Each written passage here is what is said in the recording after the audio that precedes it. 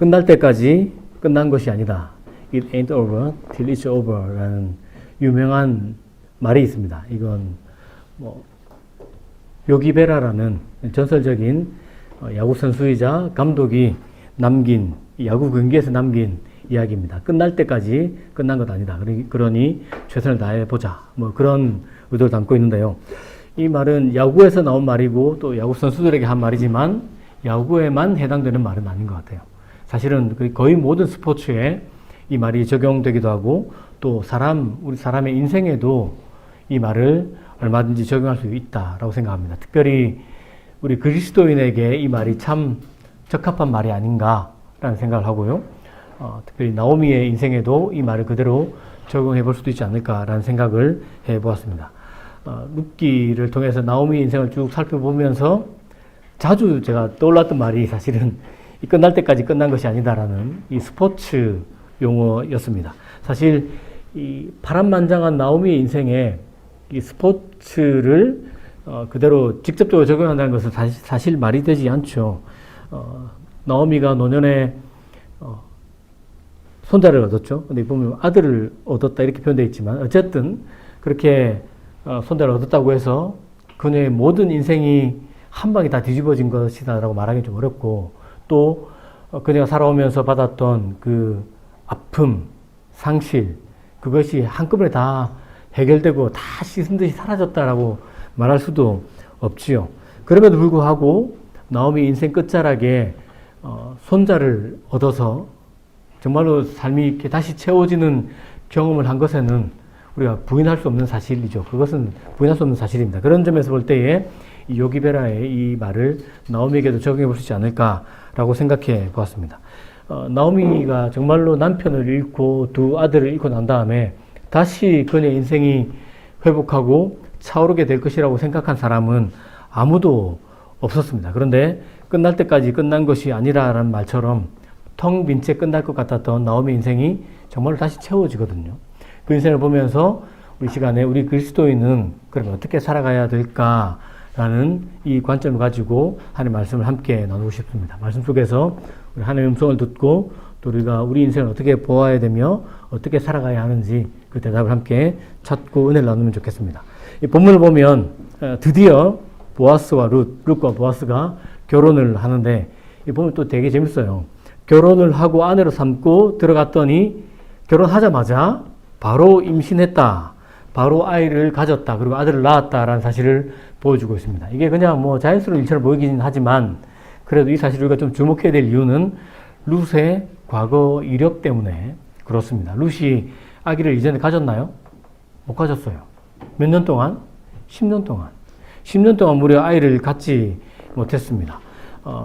사실 이 책임이 마치 룻에게만 있는 것처럼 이렇게 기록해 놓았는데 이것은 꼭 그렇게 볼 필요는 사실 없지만 그 시대의 상황을 고려해 볼 필요가 있죠. 말론에게 문제가 있었을 수도 있고 룻에게 문제가 있었을 수도 있는데 우리나라 조선시대를 생각해 보십시오. 아이를 낳지 못하면 누구 책임을 했습니까? 그냥 오롯이 여자 책임이에요. 그냥 그렇게 그 시대적으로 그냥 그렇게 했거든요. 심지어 아들을 낳지 못해도 그건 여자 책임인 것처럼 그렇게 했습니다. 고대 근동, 이 성서시대에도 크게 다르지 않았을 거예요. 어쨌든 그런 맥락에서 룻의 책임처럼 룻이 아기를 갖지 못했다라고 이야기를 하고 있는데 핵심은 누구 책임이다 아니다 이게 문제가 아니고 룻이 10년 동안 아기를 갖지 못했던 여자라는 데 있어요. 그 말은 이 불임에 시달렸다는 사람이고 10년이라는 숫자를 생각해 보면 앞으로도 룻이 아기를 가질 가능성이 있다 없다? 없다라는 뜻이에요. 그런 맥락을 가지고 있다고 보시면 좋겠습니다. 그러니까 이 여자가 아기를 가질 확률이 없는 사람이었는데 보아스와 결혼하자마자 아기를 가졌고 아이를 낳았다라고 이야기하고 있죠. 그리고 그것을 하나님이 그렇게 하셨다라고 이야기하고 있습니다. 그러니까 룻도 텅 빈 인생이었죠.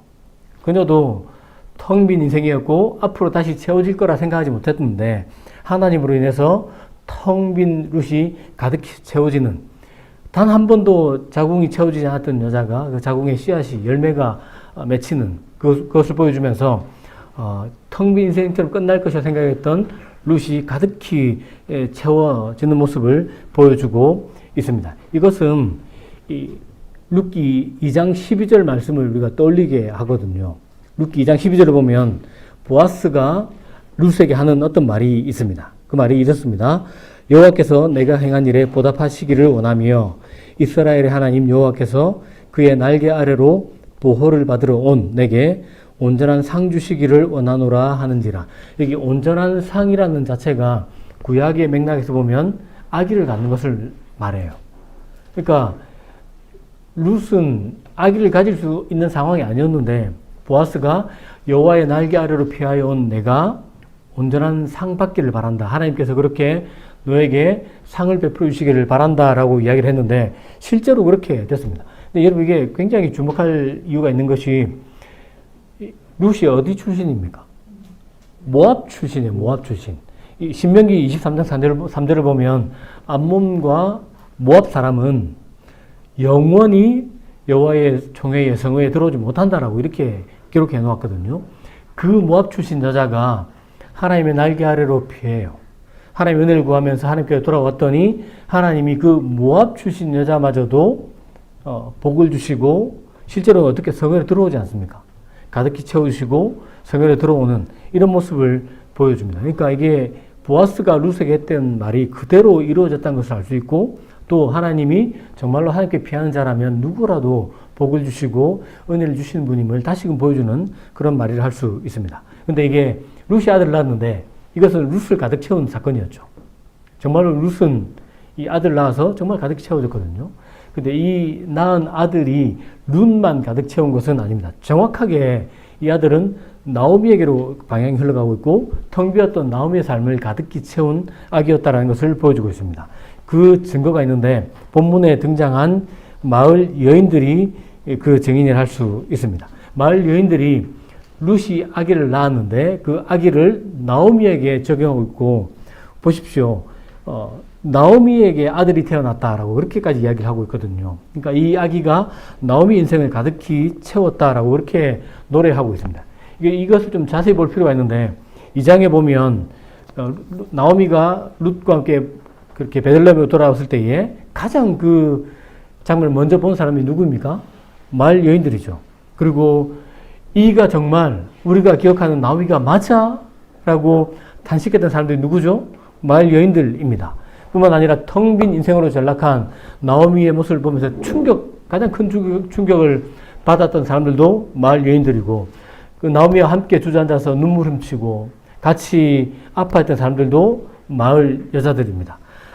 텅 빈 인생으로 전락한 자신을 보면서 나를 나오미라 부르지 말고 마라라고 불러다오라고 말하는 이 나오미의 말을 들었던 사람들도 마을 여인들이었죠. 그러니까 나오미가 정말로 텅 빈 인생이었다는 것을 목격한 증인이 마을 여인들이었습니다. 그 4장에서는 이 여인들이 다시 등장하는데 보아스와 룻이 결혼하고 아이를 낳았을 때에 가장 축하하고 기뻐한 사람이 누구입니까?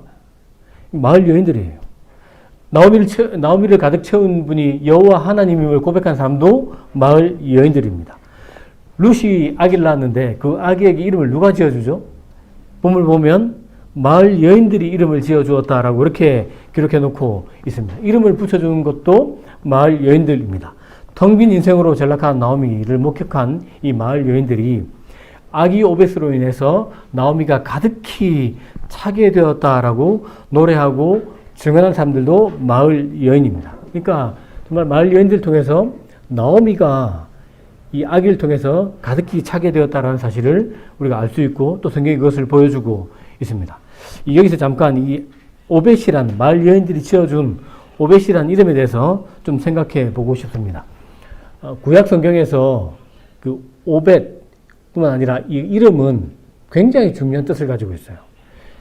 구약 성경에서 이름은 이 사람의 영혼을 채워주는 뿐만 아니라 이 사람의 인생을 전부 요약하는 그런 의미를 가지고 있다고 말해도 지나치지 않습니다. 그러니까 오벳이라는 이름의 뜻이 오벳이 어떤 삶을 살았는지 오벳이 어떤 사람인지를 보여준다고 해도 지나치지 않아요. 이 오벳이라는 이름은 일하다, 섬기다, 봉사하다, 그리고 예배하다라는 뜻을 가진 아바드라는 단어에서 온 그런 이름이고요. 실제로 오벳의 이름의 뜻은 종, 섬기는 사람, 일하는 사람, 또 예배자라는 뜻을 가지고 있습니다. 다시 말해서 요약해보면 구약 성경이 이 이름이 이 사람의 인생을 요약한다는 측면에서 오벳의 이름을 보면 오벳은 섬기는 자이고 일하는 자이고 종과 같은 사람이고 또한 예배자로 삶을 살았다는 사실을 알 수 있습니다. 자, 이 관점 가지고 룻기 4장 15절 하반절 말씀을 한번 들어보시면 좋겠습니다. 제가 읽어드리겠습니다. 현대인의 성경입니다. 이 아이는 당신에게 새로운 삶을 안겨다 줄 것이며 나이 많은 당신을 잘 보살펴 줄 것입니다. 여인들이 이름을 붙여주면서 자기들의 마음의 소원을 담기도 했죠. 뿐만 아니라 실제로 이 아이가 그런 삶을 살았다는 것을 우리가 추측할 수 있습니다. 아기 오벳은 그 태어나면서 존재만으로 나오미의 삶을 가득히 채웠죠. 새로운 삶을, 정말로 새로운 삶을 가져다 주는 사람이 되었습니다. 뿐만 아니라 쭉 섬기는 삶으로 나오미의 노년을 복량하고 나오미의 노년을 또 채워주는 그런 삶을 살았다는 것도 알 수 있습니다. 말씀드린 것처럼 오벳이라는 이름의 뜻은 예배자라는 뜻도 가지고 있는데요. 오벳은 말 그대로 예배자였습니다. 이걸 우리가 주목해야 될 이유는 오벳이 자신의 삶을 살지 않고 오롯이 나오미의 삶을 챙기고 나오미 채우는 그런 삶을 살지 않았다는 것이 이 예배자라는 뜻에 담겨 있기 때문에 그렇습니다. 오벳이 신실하게 하나님을 예배하고 정말로 하나님을 예배한 예배자로 살았기 때문에 오히려 나오미의 그 노년을 더 잘 채우는 삶을 살았다고 생각하는 것이 바른 순서라고 할 수 있습니다. 뿐만 아닙니다. 여러분, 이 오벳이 예배자로서 예배한 삶을 살고 섬기는 삶을 살면서 텅 빈 나오미를 채웠죠. 이걸 보면서 보아스, 룻은 말할 것도 없고 나오미가 어떻게 했겠습니까? 예배하는 오벳을 보면서 이들도 하나님을 예배하게 되었을 것입니다. 예배자 오벳을 보면서 저들도 하나님을 예배한 사람이 되었을 것을 우리가 충분히 짐작할 수 있습니다. 그러면 또 질문이 좀 생기긴 하는데요. 오벳이라는 이름 이 하나만으로 이 아기 오벳, 이 아기에게 이 정도의 의미를 부여해도 되는가라는 좀 생각이 좀 들 수 있고 정말로 그러한가라는 생각, 정말로 이 오벳이라는 이름에 이 아기에게 이 정도 큰 의미와 해석을 덧붙여도 괜찮을까라는 질문을 던져볼 수 있는데 결론부터 말하면 충분히 그렇게 해석할 수 있습니다. 그 증거도 우리가 본문에서 찾을 수 있는데요. 먼저 이 아기 오벳이 나오미의 삶을 텅 빈 그녀의 삶을 가득히 채웠다는 그 증거를 좀 찾아보고 싶습니다. 4장 16절 말씀을 제가 한번 읽어드리겠습니다. 4장 16절입니다. 나오미가 그 아기를 받아 자기 품에 안고 어머니 노릇을 하였다. 여기서 우리가 주목하고 싶은 단어가 있는데 아기를 받았다는 겁니다. 아기를 받아 자기 품에 안았다라는 말인데 이 아기를 아는 것이 나오미에게 어떤 의미가 있는지를 우리가 살펴볼 필요가 있습니다. 이 아기라는 단어가 나오미에게 어떤 의미의 단어인지 생각하면 이 아기가 얼마나 나오미를 채웠는지 충분히 우리가 짐작할 수 있습니다. 그런데 이걸 알려면 4장 16절만 읽어서는 답이 안 나와요. 1장 5절 말씀과 같이 읽어야 되는데 1장 5절 말씀을 제가 읽어드리겠습니다. 말론과 기럨마저 죽어버리자 나오미는 남편과 두 아들을 잃고 홀로 남게 되었습니다. 1.5절에서는 이 나오미가 남편 잃은 것과 말론과 기럨 두 아들 잃은 것을 기록해 놓고 있습니다. 자, 여러분 혹시 잘 보이나요? 4장 16절하고 1.5절이 어떻게 연결되는지 혹시 잘 보이십니까? 잘 안 보이죠? 눈을 크게 뜨고 집중하면 조금 보입니다. 4장 16절에서는 아이를 낳았다는 게 보이고 1.5절에서는 두 아들을 잃었다는 게 보이기 때문에 그런 면에서 좀 연결되는 게 아닐까라고 생각할 수 있는데 물론 맞습니다. 근데 더 자세한 의미는 사실은 히브리어를 봐야 됩니다. 우리가 가진 성경에서는 번역에 조금 아쉬움이 있기 때문에 그렇습니다. 1장 5절을 보면 나오미가 말론과 기럨을 잃고 남편과 두 아들 뒤에 남았다. 남편과 아들을 잃고 홀로 남았다라고 이렇게 기록해 놓고 있죠. 그렇다면 이 아들이기 때문에 아들을 뜻하는 단어를 써야 되는데 이 표현이 굉장히 재밌어요. 아들을 뜻하는 단어는 벤이에요. 벤. 히브리어 벤인데 이 아들을 뜻하는 벤을 쓴 게 아니고 아기 내지는 어린이를 뜻하는 옐레드라는 단어를 썼습니다. 이게 그러니까 1장 5절을 쓰면서 나오미가 남편을 잃고 아들을 잃었다라고 하면서 남편과 아들 뒤에 남았다라고 하면 베인으로 써야 되는데 남편과 아기들 뒤에 남았다라고 이렇게 기록해 놓고 있습니다. 여러분 이게 1장을 보면 말론과 기론이 아기입니까? 아기가 아니에요. 그죠? 장성해서 결혼까지 했던 사람들이에요. 그런데 루키 기자가 이 사실을 알면서도 1장 5절에 말론과 기론을 잃었을 때 아기들 뒤에 나오미가 남았다라고 이야기하고 있습니다. 이게 굉장히 특이하죠. 이게 나오미 인생 생각해 보십시오. 남편 잃고 그것도 고국에서 이런 것 아닙니다. 친척 있고 친구 있고 이웃 있었던 내 나라 내 땅에서 잃은 게 아니고 타국에서 잃었습니다. 그래도 아들 둘이 있었기 때문에 그 아들들에게 그래도 마음을 두고 소망 두고 버티지 않았겠습니까? 근데 그것도 잠시 얼마 지나지 않아서 아들도 잃고 말았습니다. 정말 만신창이가 되고 텅 빈 인생이 되었죠. 그런 채로 베들레헴으로 돌아오지 않습니까? 루크와 함께 돌아왔는데 그러면 그의 인생이 끝나버릴까? 라고 질문할 수 있는데 그렇지 않다는 것을 이 아기라는 단어를 통해서 다시금 보여주는 겁니다. 4장 16절에 보면 이제 두 아기를 잃고 텅 빈 인생이 되었던 나오미가 새 아기를 품에 안고 가득히 채워졌다라고 이렇게 단어를 가지고 이렇게 표현해 놓고 있습니다. 그러니까 이 아기라는 단어 자체가 나오미에게는 정말로 아픈 단어이죠. 그것을 다시금 그 아픔을 채워주는 아기를 품에 안게 되었다라고 루키 기자가 정말 아기라는 단어를 의도적으로 사용해서 나오미 인생이 이 아기로 인해서 가득히 차게 되었다. 그의 인생이 새로운 인생이 되었다라는 것을 보여주고 있습니다. 그렇기 때문에 나오미가 이 아기 오벳을 품에 안았을 때에 그뿐만 아니라 그 아기 오벳을 보면서 그 아기 오벳이 자신을 성경을 보면서 정말로 충만한 새로운 인생을 살았고 그녀도 또 예배자로 삶을 살게 되었을 것이라는 사실을 우리가 충분히 짐작할 수 있습니다. 이 아기 오벳은 정말로 나오미의 인생을 채우는 삶을 살아냈다고 할 수 있겠습니다. 또 뿐만 아니라 나오미의 인생이 또 룻의 인생이 충만하게 채워졌다는 증거가 본문에 또 있는데요. 이 족보입니다. 족보. 이 룻기 끝자락에 18절부터 22절까지의 족보의 내용이 있는데 이게 정말 이 족보는 룻과 보아스와 룻 그리고 나오미 이야기가 이들만의 이야기에서 끝나는 것이 아니라 정말로 놀라운 이야기로 이어져 간다는 것을 보여주는 증거라고 할 수 있습니다. 여러분 그 구약 시대에 특별히 중동에 가장 중요한 가치를 가지는 것이 명예라고 말씀드렸죠. 명예. 한 가문의 명예, 한 사람의 명예가 생명보다 더 중요한 가치를 가지고 있었거든요. 이런 맥락을 가지고 이 본문을 보시면 좋겠습니다. 나오미와 룻. 그녀의 인생은 정말 박살난 인생이잖아요. 텅 빈 인생이었던 그녀들이 이 아기 오벳으로 인해서 채워지는데 이게 어디에 들어가 있습니까?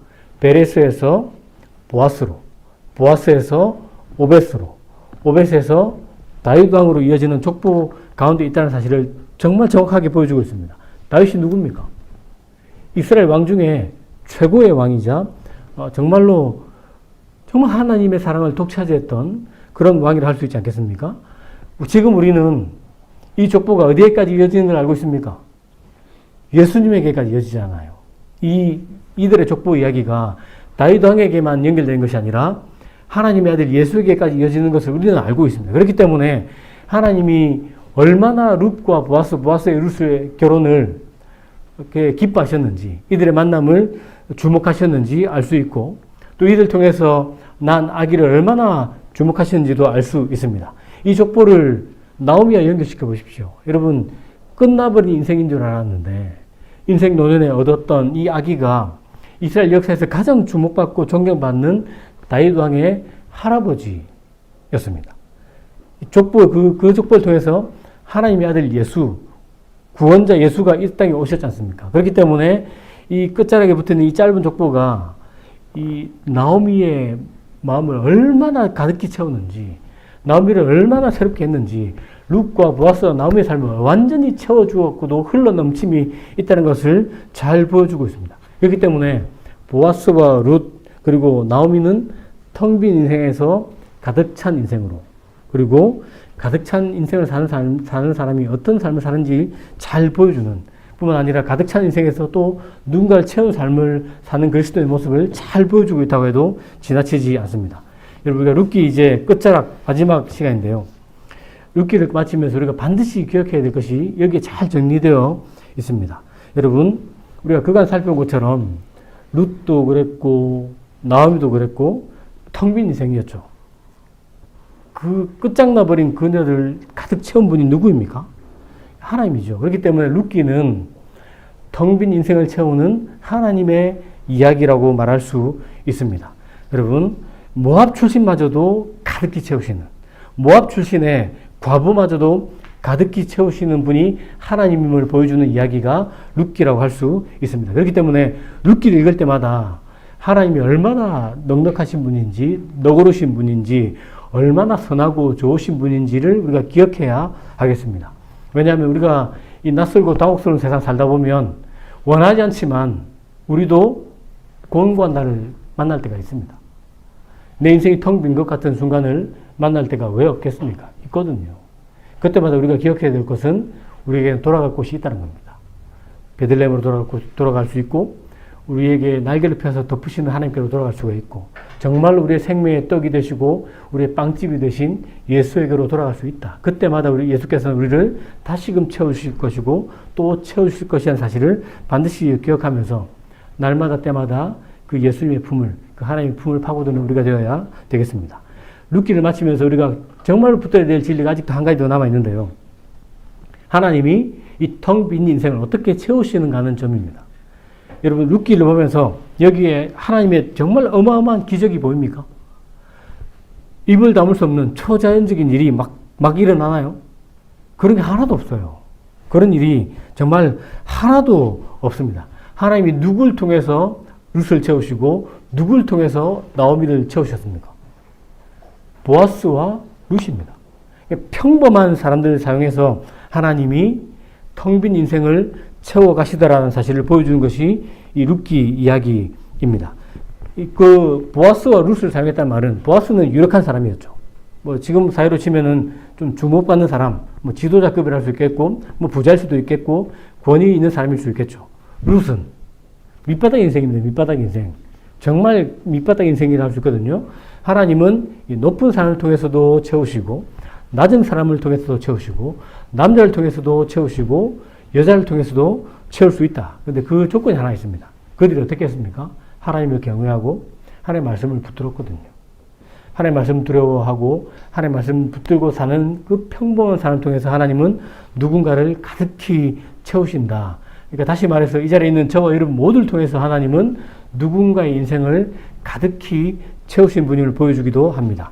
마지막으로 이걸 반드시 기억해야 될 것은 그 평범한 사람들이 행한 아주 작은 소소한 인애, 착한 일, 그 일을 통해서 누군가의 인생을 채우시더라라는 진리를 우리가 꼭 기억해야 되겠습니다.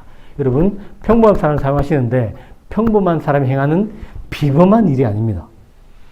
평범한 사람이 행하는 작고 소소하고 평범한 일상의 착한 일, 선한 일 뿐만 아니라 하나님의 말씀을 따르는 그 일을 통해서 하나님은 우리를 채우십니다.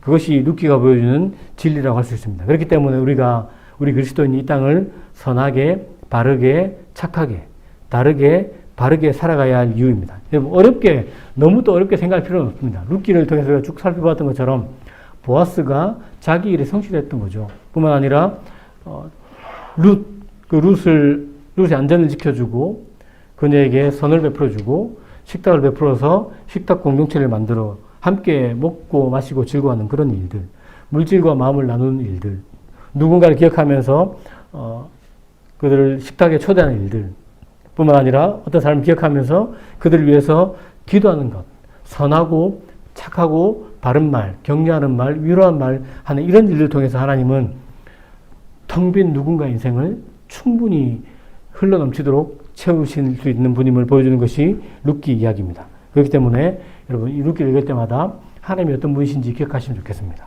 뿐만 아니라 나도 이 하나님 일에 얼마든지 쓰임받을 수 있는 사람임을 기억하면 좋겠습니다. 또한 우리가 베푸는 작고 소소한 일상의 선한 일들과 선한 말들과 선한 행동을 통해서 하나님은 나를 채우시고 우리 가족을 채우시고 우리 주변의 이웃을 정말 공고한 사람의 마음을 영혼을 채우시는 분임을 기억하면서 우리가 텅 빈 인생에서 가득 찬 인생으로 그 하나님으로 인해서 가득 찬 인생이 되면 좋겠고 뿐만 아니라 하나님의 말씀 붙들고 살아가면서 가득 찬 인생에서 누군가의 삶을 가득 채우는 예수님 닮은 그런 인생을 살아가는 복된 인생, 복된 사람, 예수를 닮은 저와 여러분 되길 예수님의 이름으로 축복합니다.